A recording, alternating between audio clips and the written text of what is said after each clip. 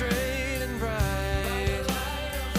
By the light of the Word. Today on Light of the Word with Pastor Ray. I think every one of us, we come out on a Sunday morning for what? Because we want to finish well. We want to meet with our God. We want to hear His Word. We want to fellowship. We want to worship and everything that comes with that. We want to talk with Him because we want to finish well. We live a life that we believe is real. That this world is fading and one day we will see Him face to face and everything we've done on this world will pass.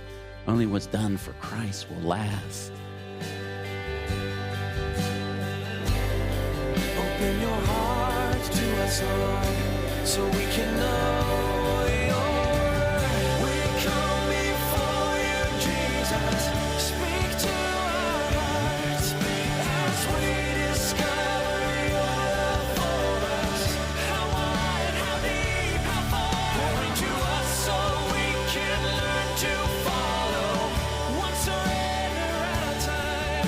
You have made the way for us to know you, a path that's straight and bright. By the light of the Word.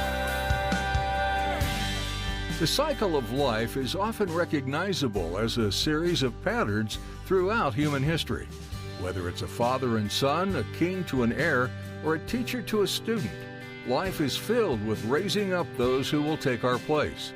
In today's message, Pastor Ray takes a moment to reflect on the investment of the prophet Samuel into the life of young David.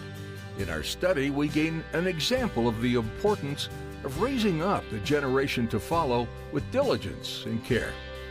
Well, let's join Pastor Ray for today's edition of Light of the Word from the book of 1 Samuel, chapter 25. 1 Samuel chapter 25, it's a turning point in many ways.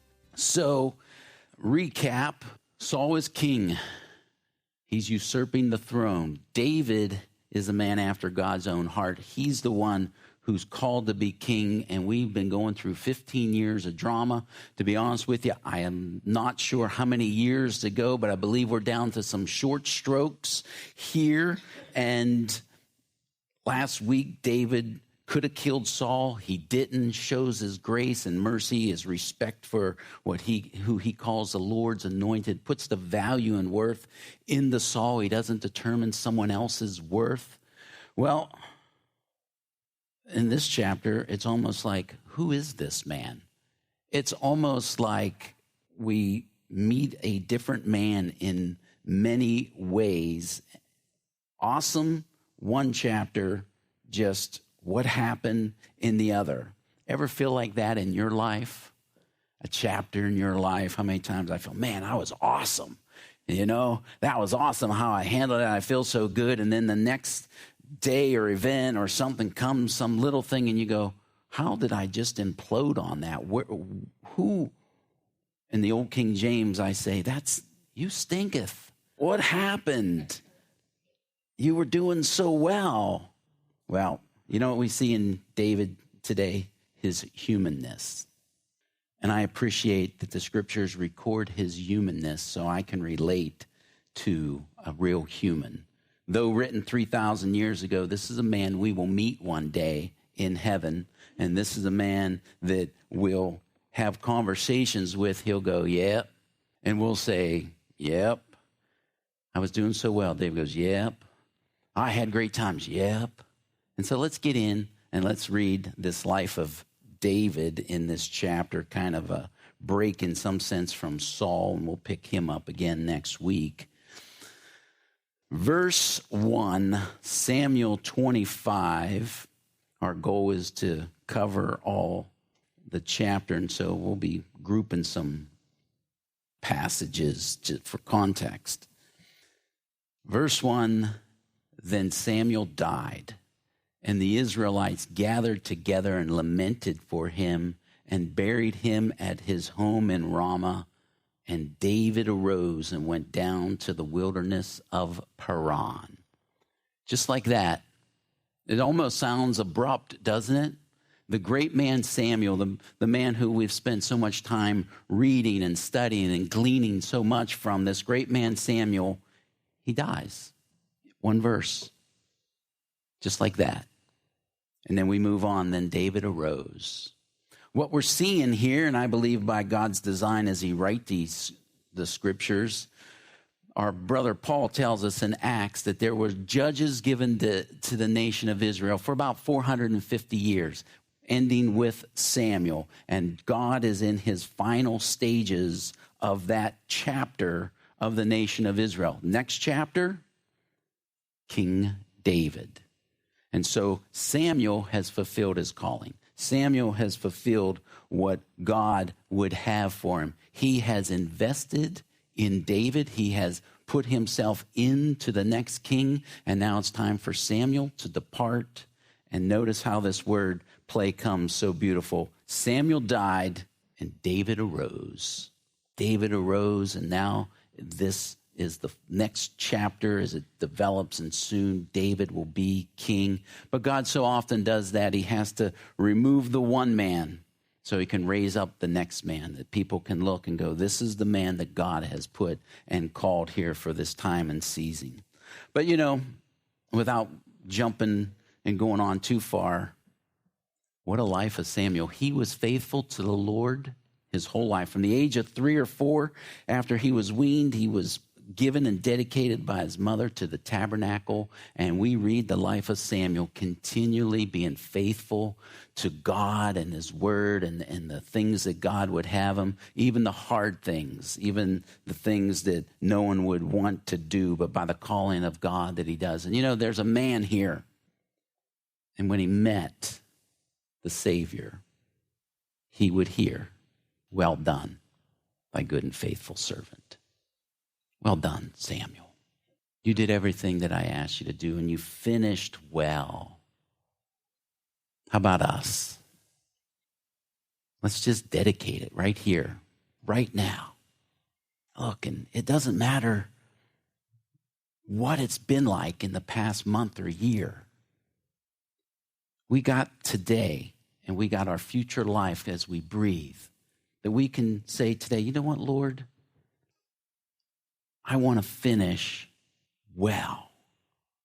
And maybe you're doing well, and God bless you for that. Just today, a reaffirming to yourself, and I will not look back. I want to finish well. I think every one of us, we come out on a Sunday morning for what? Because we want to finish well. We want to meet with our God. We want to hear his word. We want to fellowship. We want to worship and everything that comes with that. We want to talk with him because we want to finish well. We live a life that we believe is real. That this world is fading, and so one day we will see him face to face, and everything we've done on this world will pass. Only what's done for Christ will last. Samuel dies, and David arises. David is really arising. He is the map over my shoulder that you see. Those red lines are not David's journey. They're the children of Israel after they've left Egypt and 40 years of wilderness wandering before finally entering into the promised land. You see a lot of their cycle and travels were through this wilderness of Paran. They're down there going through the wilderness time. They're in Paran, and here goes David heading to the wilderness. He seems to be running in the wrong and opposite direction, but I can tell you he's not. And I want to tell you, church, Christian, God does his greatest work in the wilderness. And he's taken many a great men and women into the wilderness to do what I would call his final works before he would take David up to the next calling that he has as king. First, he has to take him down into the wilderness, and he's going to show David some of his humanness. He's going to show David that you weren't ready for the kingship by your actions, and David's going to learn a lesson down here in the wilderness. But there's a place in this wilderness that God does a working, a revelation. Sometimes it's a breaking. Some of you have been through it, and you know exactly. You're saying, man, I know the wilderness, and I know what God did, the greatness that he did in the wilderness. But I don't think there's a one of us that hasn't gone through the wilderness, and I don't think there's a one of us that will not go through another wilderness. You know what I want to tell you, and what I believe the Lord would have for you is, it's called sanctified loneliness. That's what I call it. A place that God has to take you that only God can meet you. A place that he comes and we feel sanctified, set apart. We feel lonely. We're wondering where he's at. What's he doing? Why is these things happening in my life? Why do I feel so far away? And yet God will be in the middle of it. I'm right here. And I'm doing a work in you, and I'm doing a great work in you. But it's a place that I must get you away, sanctified. And I know you feel lonely. It's the place I took the children of Israel. It's the place I took Moses. It's the place that I took Paul. It's the place I took Jesus. And I will do a wonderful work in the wilderness. You don't have to answer. Anybody feel like they're in a wilderness? I said you didn't have to answer. You just can't help. God's doing a work. And I don't think there's a person in here that doesn't have some form of a wilderness wandering, a sanctified loneliness, even in the present stage when everybody looks and goes, man, it all looks good for you. Everything must be going well for you. Life's good for you. And deep down you go, man, I'm in a wilderness. If they only knew. And I can't even explain it. And the fact is, there's some things you just can't explain in the wilderness, especially the sanctified wilderness. God sees. And I want to encourage you, God is doing a work in you, just like he did a work in David, in Moses, in Paul, and in Jesus. Verse 2 and 3, as we start now getting into this next story, we're introduced to a husband and wife. Would you read it with me? Now there was a man in Maon whose business was in Carmel. And the man was very rich. He had 3,000 sheep, 1,000 goats, and he was shearing his sheep in Carmel. The name of the man was Nabal, and the name of his wife was Abigail, and she was a woman of good understanding, a beautiful countenance, appearance. But the man was harsh and evil in his doing. He was of the household of Caleb. He's very rich, we're told. I went and looked up if I was to become a sheep and goat farmer. Each one of these sheep and goats in today's cost is about $300. Times that by 4,000, today's money, this man has about $1.2 million of wealth. And I think there's way more here than just this. We're going to see he has servants, but he was a harsh man. We're going to see that his name actually means foolish. He makes foolish decisions. He does foolish things. And I think one of the greatest points of a foolish person is what the Proverbs tell us. A fool says in his heart, there is no God. And I think that's probably one of the biggest statements. Once a person rejects that God is God, they become the ultimate fool, and the world becomes their gem rather than God becoming the treasure. And we're going to read more about Nabal, but he's got this wife, Abigail. She was of good understanding. She was a woman of godliness. She was a woman of great understanding, and we're going to watch that as through this chapter. And people will say, why did Abigail end up with a man like Nabal? And back in those days, the most likely reason is because most of those marriages were arranged. And so Abigail entered into what was given to her, and that's going to be a statement about her as we read on, as she stays with Nabal. Verse 4 through 9. So here comes David. He's going to request some provisions from Nabal, the rich man. When David heard in the wilderness that Nabal was shearing his sheep, David sent 10 young men, and David said to the young men, go up to Carmel and go to Nabal and greet him in my name. Verse 6, and thus you shall say to him who lives in prosperity, peace be to you, peace to your home, and peace to all you have. Now I've heard that you have shearers, your shepherds were with us. We did not hurt them, nor was there anything missing from them all the while they were in Carmel. Ask your young men, and they will tell you. Therefore, let my young men find favor in your eyes, for we come on a feast day. Please give whatever comes to your hand to your servant and to your son David." So when David's young men came, they spoke to Nabal according to all these words in the name of David and waited. We saw back chapter 23, we saw the Philistines raiding the threshing floor of Keilah, and we seen David come and rescue them and rid out the Philistines and literally life and death and save them. David here, he steps up and he protects and guards Nabal's sheep that are out in the wilderness, obviously from Philistines and robbers. And so he comes and he must be expecting a lot of feast day. It's a celebration day. And that was probably the feast day of the herd. The sheep have been matured. It's now time to shear them. Then we take the wool, we sell the wool, we make a lot of money, and we just have a celebration of God's great provision. But of course, Nabal, he's more of his great provision. But I can tell here, just so this helps us set up, David has high expectations. He doesn't send 3 guys because he's feeling, I'm going to send 10 because what Nabal's going to give me is more than 3 could carry. So I'm going to send 10 because Nabal's going to be very kind and generous. But we're going to see not so. Verse 10 through 12. Then Nabal answered David's servants and said, "Who is David and who is the son of Jesse?" Well, he knows who David is because he knows who David's father is. So he knows David. "There are many servants nowadays who break away each from his master. Shall I then take my bread," notice this, "my bread, my water, my meat that I have killed for my shears and give it to men who I do not know where they are from?" David's young men turned on their heels and went back, and they came and told him all these words. So here comes the slam, the slap.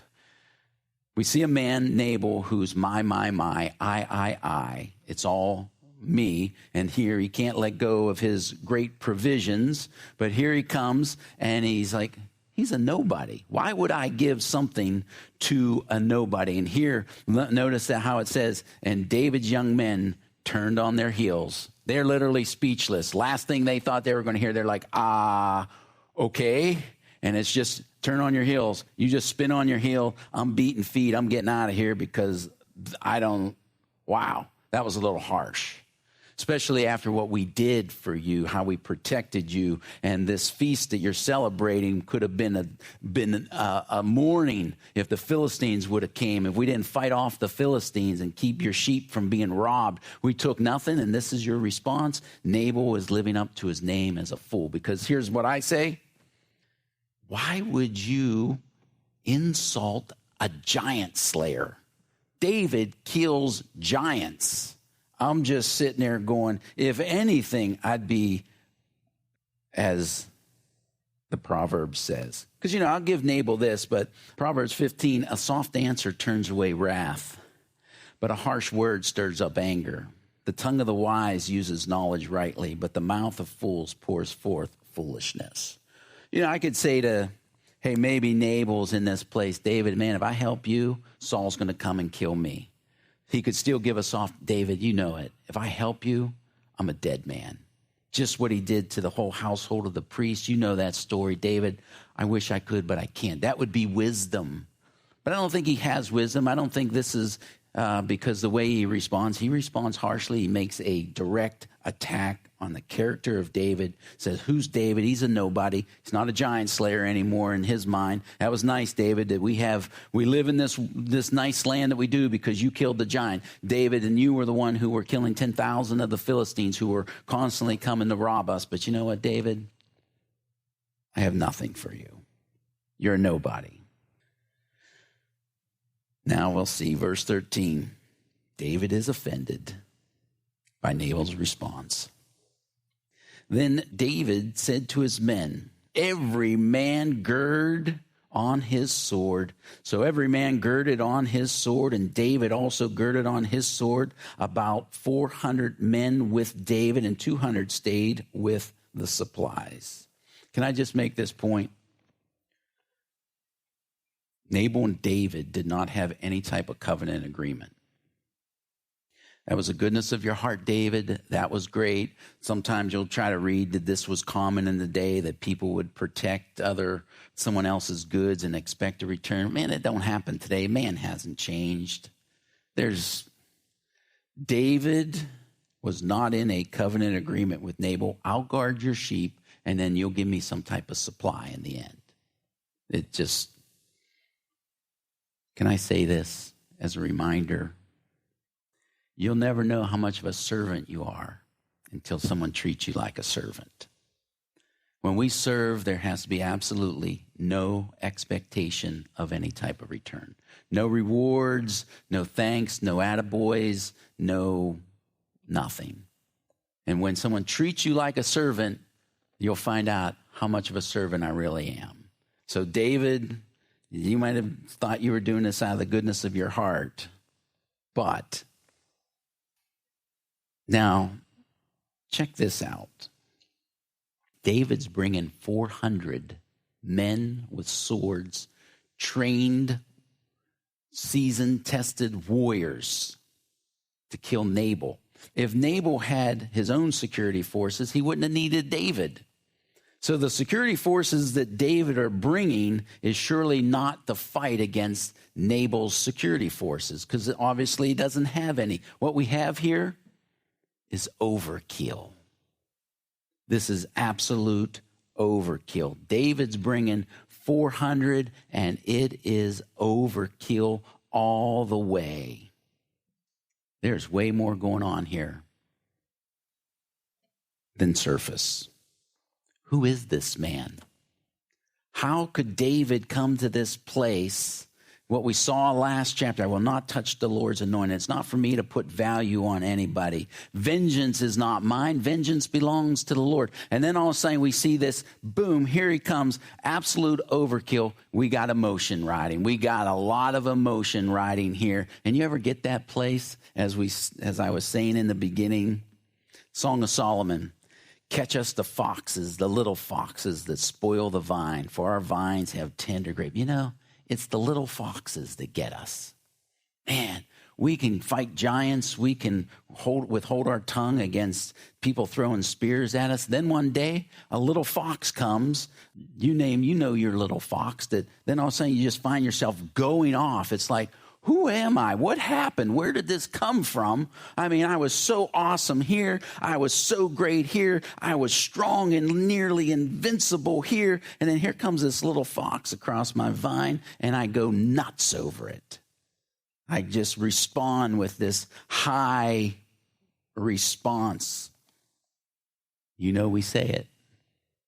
Behind all anger is fear. David, what is it that you fear? David fears something.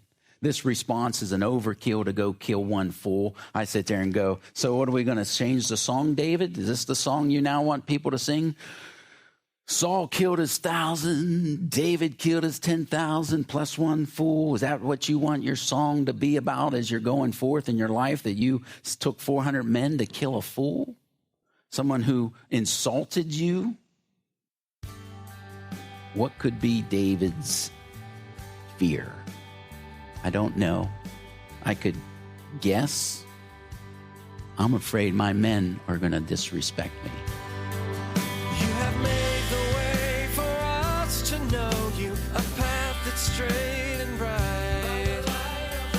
By the light of the word. Thanks for tuning in today to Light of the Word.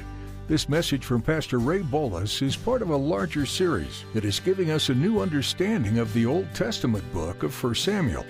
If you missed any part of the teaching or would like to explore more from Light of the Word, you'll be able to do so at our website, ccaac.org. Search through our library of audio messages from books of the Bible, special topics, and guest speakers, or take a look through Pastor Ray's message notes. You'll also find a link on our homepage to download our mobile app to take these teachings with you on the go.